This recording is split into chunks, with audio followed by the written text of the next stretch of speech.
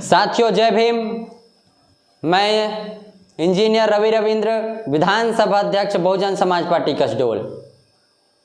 कांग्रेस का गांधीवाद हो या भाजपा का गोडसेवाद सावरकरवाद, कांग्रेस का गांधीवाद राम राज्य चाहता था तो भाजपा का गोडसेवाद और सावरकरवाद हिंदू राष्ट्र चाहता है। और ये दोनों के वाद मिलकर बनते हैं ब्राह्मणवाद, मनुवाद। और ब्राह्मणवाद और मनुवाद इंसानियत के खिलाफ है, भाईचारे के खिलाफ है। इसीलिए इन दोनों वाद के खिलाफ हमें पुष्टा रूप से अंबेडकरवाद को आगे बढ़ाना होगा। इस अंबेडकरी मूवमेंट को हमें सतत चलाना होगा। कांग्रेस हो या भाजपा, दोनों की राज में जातिगत अन्याय, अत्याचार बहुजनों पर बढ़ी है। 15 साल इस राज्य पर भाजपा ने राज किया और अब कांग्रेस राज कर रही है, मगर कांग्रेस राज में जातिगत अन्याय, अत्याचार दोगुने स्तर पर बढ़ गई है। छत्तीसगढ़ की राजधानी रायपुर में बहुजन समाज के लोग इस जातिगत अन्याय, अत्याचार के खिलाफ नग्न होकर प्रदर्शन करने के लिए मजबूर हुए हैं। बाबा साहब अंबेडकर ने हमें सूट बूट में रहने के लिए, हमें सूट बूट पहनने लायक बनाने के लिए अपनी जिंदगी कुर्बान कर दी और हमारे समक्ष भारतीय संविधान को लिखकर हमारे समक्ष लाकर रख दिए।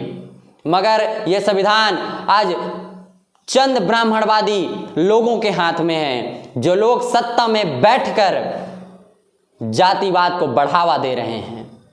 जो समाज के एमपी एमएलए बने हैं, जो समाज के वोट से बने हैं, वो समाज के नेता नहीं बल्कि उन पार्टियों के नेता बन बैठे हैं जिन पार्टियों ने अपने पैसे से, ब्राह्मणवादी पैसों से इन्हें सत्ता तक पहुंचाया है। ये लोग अन्याय, अत्याचार के खिलाफ जब बोलने की बारी आती है तब ये आरक्षित नेता अपने महलों में, अपने घरों में अपना मुंह छिपाकर, अपना मुंह बंद करके बैठ जाते हैं।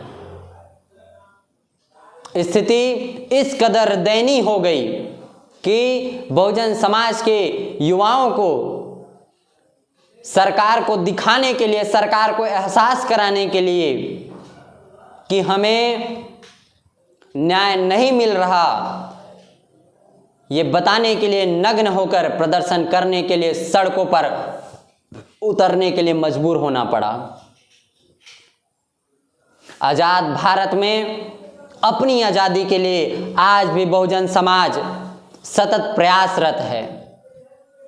आपको सोचने और समझने की जरूरत है। जो लोग जातिवाद को बढ़ावा दे रहे हैं, जो लोग जातिवाद के नाम से आपके लोगों को मार रहे हैं, उन पार्टियों के गुलाम और चमचे आप बनकर कैसे रह सकते हैं?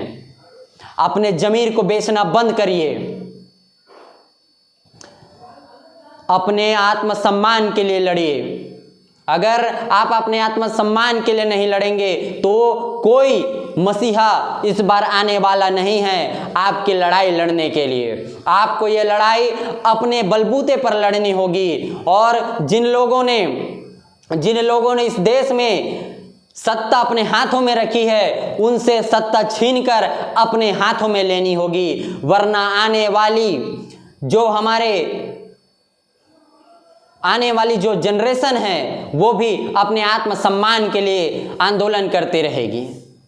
साथियों, अपनी सरकार बनाओ, बसपा की सरकार बनाओ, अंबेडकर की सरकार बनाओ, कांशीराम साहब की सरकार बनाओ, तब जाकर आपको आत्मसम्मान से रहने का मौका मिलेगा।